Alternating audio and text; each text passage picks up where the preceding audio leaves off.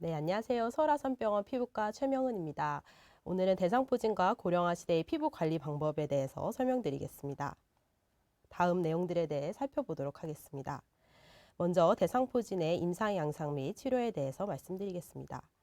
대상포진은 과거에 수두에 걸렸거나 수두 예방접종을 한 사람에서 수두 대상포진 바이러스가 신경절에 잠복해 있다가 재활성화돼서 발생하게 됩니다. 발진이 발생하기 평균 4에서 5일 정도 전부터 피부절을 따라서 통증 및 감각 이상이 발생하게 되고 띠 모양의 붉은 반점, 수포, 농포가 발생하게 됩니다. 1주 정도 지나서 딱지가 형성되고 2에서 3주 지나서 딱지가 떨어지게 됩니다. 가장 흔한 발생 부위는 흉부, 얼굴 및 복부이며 고령에서 더 심한 통증을 호소하고 오래 지속되는 경향이 있습니다. 대상포진의 몇 가지 야형에 대해 말씀드리겠습니다. 우선 범발성 대상포진이라는 것이 있는데 전형적인 대상포진과 달리 전신에 다양한 수의 수포가 생기는 경우로 고령, 에이즈, 악성질환 등이 있는 경우에 가능합니다. 이 경우 전파의 가능성이 있기 때문에 입원해서 격리치료가 필요합니다. 다음은 안구 대상포진으로 얼굴의 3차 신경 중에 안구신경을 침범해서 발생하고 코끝과 측면에 있는 대상포진에 수포가 생긴 경우 안구의 침범의 발생 가능성으로 안과의 진료가 반드시 필요합니다. 드물기는 하지만 안과적인 합병증으로 포도막염, 각막염 등을 비롯한 여러 가지 질환이 생길 수 있습니다. 마지막으로 램지언트 증후군이 있는데 얼굴의 안면신경 및 청신경을 침범해서 발생할 수 있고 경미한 발열, 필요한 증상이 초기에 발생할 수 있습니다. 심한 귀의 통증과 함께 안면의 마비, 이명 등이 발생할 수 있어서 이 경우에는 반드시 응급실로 내원이 필요합니다.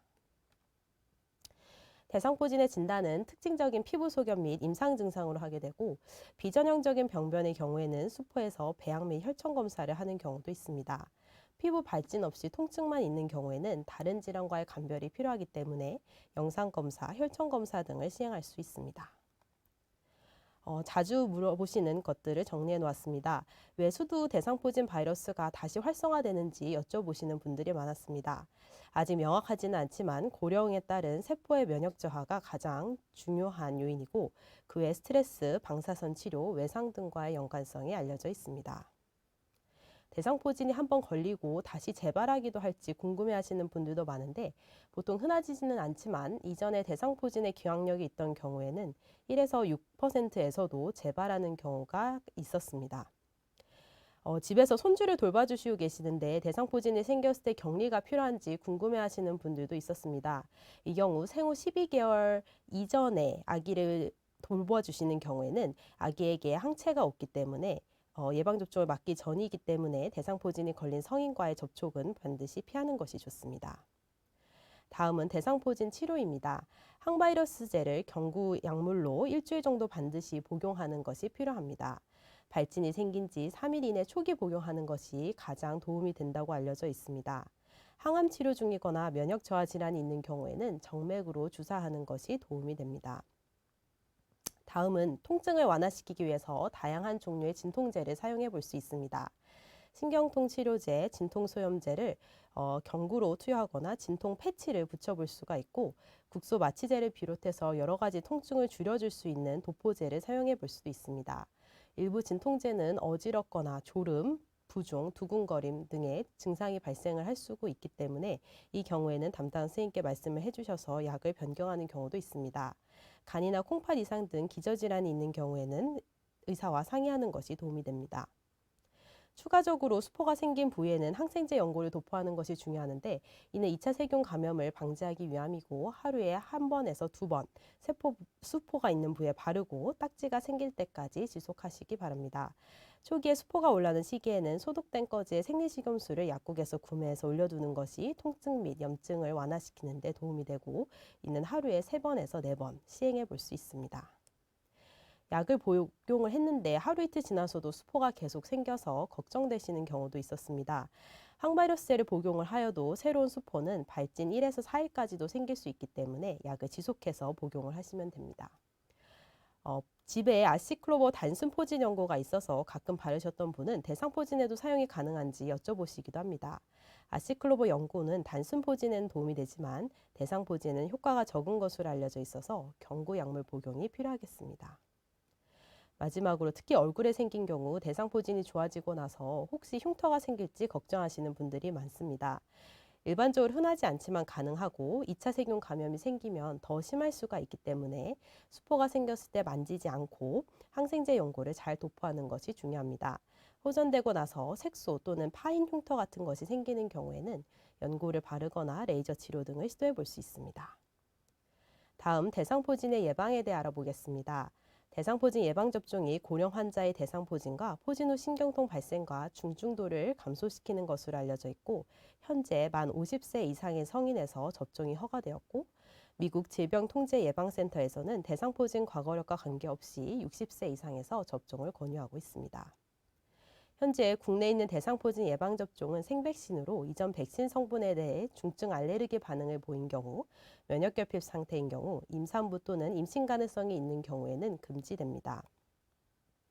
대상포진이 수두 대상포진 바이러스에 생기기 때문에 대상포진 백신이 수두 백신과 같은 것인지 헷갈려 하시는 경우도 있었습니다. 원인 바이러스는 동일하지만 대상포진과 수두 백신은 효과가 다르고 맞는 시기 또한 다릅니다. 대상포진 예방접종을 맞았는데도 대상포진이 생기기도 하는지 궁금해하시는 경우도 있었습니다. 대상포진 예방접종을 한 경우에도 10에서 15%에서는 발생할 수 있지만 보통 중증도가 훨씬 낮고 포진 후 신경통이 적은 경우가 많아서 접종이 추천됩니다.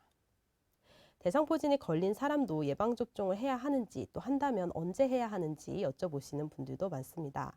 아직 어느 시점에 시행하는 것이 제일 좋다고 확립된 것은 아니지만 접종을 하게 된다면 대상포진에서 회복되고 나서 12개월 정도 경과한 후에 접종하는 것을 권장하고 급성기나 신경통을 앓고 있는 경우에는 권고되지 않습니다. 다음은 포진 후 신경통에 대해 설명드리겠습니다. 대상포진을 걱정하는 가장 중요한 이유 중에 하나가 포진 후 신경통 때문입니다. 포진 후 신경통이란 피부 병변이 호전된 후 혹은 병변이 발생한 발생한 지 1에서 3개월 후에도 통증이 지속되는 경우를 말하고 60세 이상에서 약 절반에서 발생하는 것으로 알려져 있습니다. 위험 인자에는 고령, 심한 통증이 있던 경우, 발진이 심한 경우, 안구 대상포진 등이 있습니다. 포진 후 신경통에는 앞서 말씀드린 진통제를 다양하게 사용해 볼 수 있고, 통증 있는 부위에 신경통 염증 주사 및 국소 열찜질 및 힐라이트 레이저 치료 등을 해볼 수 있습니다. 대상포진이 있던 부위 통증이 얼마나 지속될지 여쭤보는 분들이 많았습니다. 평균적으로는 약 절반에서 3개월 내 호전이 되고 약 70%에서 1년 내 호전되는 것으로 알려져 있습니다. 그러나 심한 경우 2년까지 지속된다는 보고도 있습니다. 다음은 고령에서 흔한 피부 질환의 대표적인 것을 살펴보겠습니다. 피부과를 방문한 65세 이상의 고령자에서 호소한 흔한 피부 질환에는 소양성 발진 및 소양증, 즉 가려움증, 지루각화증, 대상포진, 무좀, 습진, 두드러기, 건조증 등이 있습니다. 우선 소양증, 즉 가려움증에 대해서 살펴보겠습니다.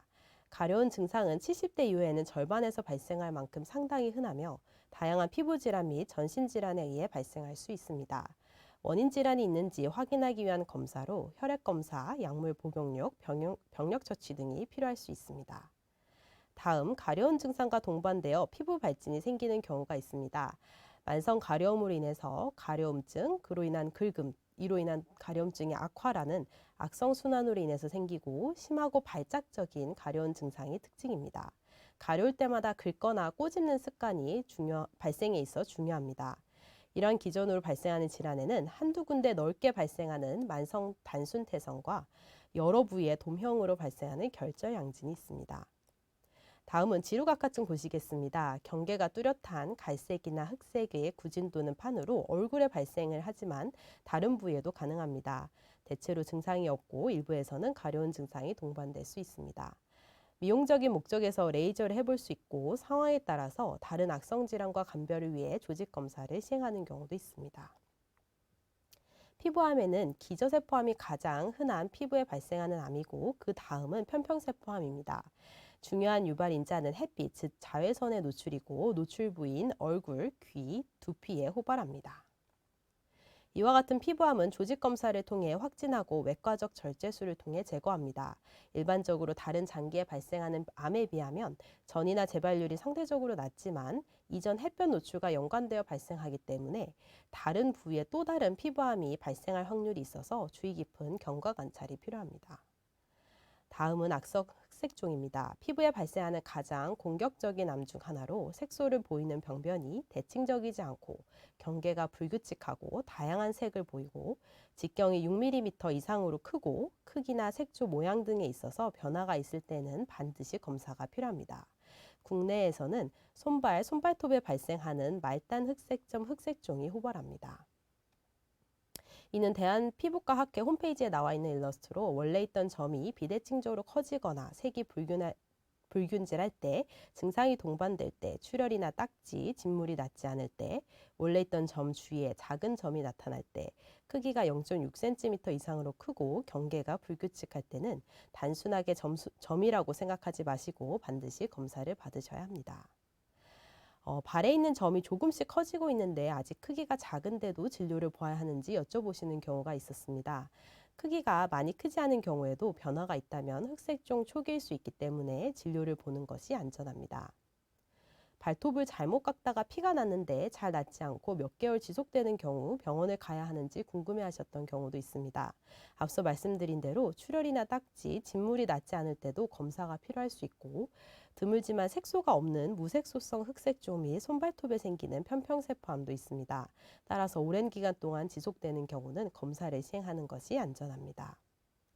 다음은 진균 질환으로 대표적으로 무좀이 있습니다. 피부의 가장 바깥쪽 층인 각재 및 손발톱, 털에 살고 있는 곰팡이고 몸에 발생했을 때 경계가 뚜렷하고 각질을 동반하는 고리형 병터가 특징입니다. 국내에는 발 및 발톱 백선이 가장 흔하고 발 백선은 발가락 사이에 생기는 지간형, 작은 수포가 생기는 수포형, 각질이 두꺼워지는 각화형으로 다양합니다. 임상적인 소견으로 진단을 하는 경우도 있고 감별 또는 확진이 필요할 때는 현미경 검사나 곰팡이 배양 검사를 하기도 합니다. 기본적인 치료는 항진균제 연고를 도포하는 것이지만 머리와 손발톱에 발생한 경우에는 먹는 약이 필요할 수 있겠습니다. 다른 기저질환이 많아서 약을 복용하시기 어려운 경우에 발톱 무좀약까지 복용하기 어렵다고 말씀하시는 경우가 있습니다. 발톱 무좀은 경구약물 치료가 1차적으로 사용이 되지만 여러 가지 이유로 복용하기 어려운 경우는 바르는 것을 사용해 볼 수도 있습니다. 도포제를 바르고 나서 무좀이 바로 사라지는 것이 아니라 깨끗한 발톱이 새로 올라와서 밀어내면서 좋아지기 때문에 12개월 가까이 꾸준하게 사용하는 것이 필요합니다. 무좀약은 오래 먹게 된다고 하던데 얼마나 복용을 하게 되는지 궁금해 하실 수 있습니다. 사람마다 치료 반응이 다르지만 일반적으로는 3에서 12개월 투여하게 됩니다. 먹는 약인 터비나핀을 가장 많이 사용하고 하루에 한 번 복용하게 되지만 일주일 중 하루 또는 한 달 중 일주일 정도만 복용하는 주기요법으로 치료하는 경우도 있습니다. 마지막으로 건조증 및 건성습진입니다.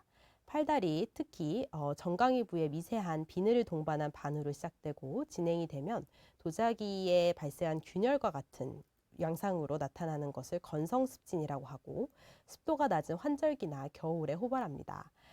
노년층에 발생한 가려움증의 가장 흔한 원인으로 알려져 있고 표피에 있는 수분 장벽이 손상이 되어서 그 피부를 통한 수분이 증발이 증가하는 것이 원인으로 알려져 있습니다.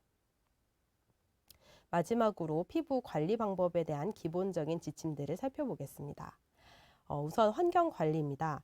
겨울에는 난방으로 건조한 경우 가습을 하고 실내 온도는 변화가 크지 않게 유지하는 것이 좋습니다. 급격한 온도 변화가 가려운 증상을 악화시킬 수 있어서 한여름이나 한겨울에는 주의를 요하고 면으로 된 속옷을 입고 마찰이 심한 옷, 자극이 되거나 꽉 끼는 옷은 피하는 것이 좋습니다. 다음은 습관 관리입니다. 주름 예방에는 금연 및 건강한 식습관이 중요하고 항산화 성분이 있는 비타민 C나 E 등이 포함된 과일이나 채소, 견과류 등을 규칙적으로 복용을 하십시오. 하루에 물을 8잔 이상 마시는 것이 수분 유지에 도움이 되고 파마약이나 염색약이 대표적인 알레르기 접촉 피부염의 원인 중 하나이기 때문에 파마나 염색 후에 피부에 발진이 생기거나 가려운 경우에는 중단하시고 의사와 상의가 필요합니다. 다음은 목욕 및 세정 방법입니다. 목욕 및 샤워는 너무 뜨겁지 않은 미지근한 물로 20분 이내로 주 3에서 4회 시행하는 것이 좋습니다. 때를 세게 밀거나 타올로 피부에 자극을 주는 것은 피부 장벽을 약하게 하고 건조증을 악화시키는 대표적인 요인입니다. 뜨거운 사우나나 찜질방은 주의가 필요하고 씻을 때는 약산성의 순한 비누 또는 세정제를 사용을 하는 것이 좋습니다. 목욕을 하시면서 목욕 오일과 오트밀 팩 같은 것을 사용하는 것이 건조증 완화시키는 데 도움이 될 수 있습니다. 다음은 보습입니다. 목욕 후 3분 이내 보습제를 바르는 것이 목욕 후 수분 증발을 통한 건조증을 예방할 수 있고 이후 건조할 때마다 수시로 도포하십시오. 물기가 많은 스킨이나 알코올이 함유된 경우는 수분이 증발하면서 피부를 오히려 더 건조하게 할 수 있어서 주의가 필요합니다. 향료는 알레르기 접촉 피부염을 가장 많이 유발할 수 있는 성분 중 하나이기 때문에 피부가 민감하신 경우에는 향이 없는 제품이 추천이 되고 바른 후에 화끈거리거나 따가움, 당기는 느낌과 같은 이런 자극 증상이 있을 때는 중단을 하셔야 됩니다. 다음은 자외선 차단제인 선크림입니다. 얼굴 노화의 약 80%가 자외선에 의해 발생한다는 보고가 있고 피부암의 주된 원인이기 때문에 적절한 차단이 필요합니다. 자외선 차단 지수 SPF 15에서 30 이상, PA 3+ 이상의 제품을 도포하는 것이 도움이 되고 외출하기 15에서 30분 전에 500원 동전 크기의 양을 얼굴 전체, 귀나 목, 손, 팔과 같이 햇볕이 노출되는 부위에 수시로 바르는 것이 좋습니다. 보통 2~3시간마다 덧바르는 것이 도움이 되고 추가적으로 챙이 넓은 모자, 선글라스와 양산 등을 활용하는 것도 도움이 됩니다. 가려운 증상이 있을 때 해볼 수 있는 처치들입니다. 가려울 때 많이 긁거나 피부를 잡아 뜯는 것은 장기적으로 증상을 오히려 악화시킬 수 있습니다. 가려운 증상이 시작되면 긁지 않고 시원한 물수건을 올려두거나 보습제를 냉장 보관해서 도포하고 처방을 받은 가려움증 약인 항히스타민제를 빨리 복용을 하는 것이 좋습니다. 밤에 무의식적으로 긁어서 병변이 악화되는 경우에는 가려움증 약을 자기 전에 복용을 하고 손톱을 짧게 깎고 필요시 면장갑을 착용하고 주무시는 것도 도움이 됩니다. 마지막으로 두피 관리입니다. 각질이 많다면 비듬 제거용 샴푸를 사용해보고 각질이나 두피가 붉고 가려움증이 심할 때는 처방받은 두피용 물약을 사용해 볼 수도 있습니다. 보통 얼굴에는 보습제를 잘 바르지만 두피에 바르는 경우는 드문데 두피에도 보습제를 바르는 것이 장벽을 강화시키는 데 도움이 됩니다. 또한 에어컨, 선풍기, 드라이기 바람을 오랜 시간 직접 닿는 것은 피부 장벽을 악화시킬 수 있습니다. 탈모가 심하다면 병원을 방문해서 어떠한 종류의 탈모인지 정확한 진단을 받은 후에 탈모약을 처방받아 사용해 볼 수 있습니다. 이것으로 발표를 마치겠습니다. 경청해 주셔서 감사합니다.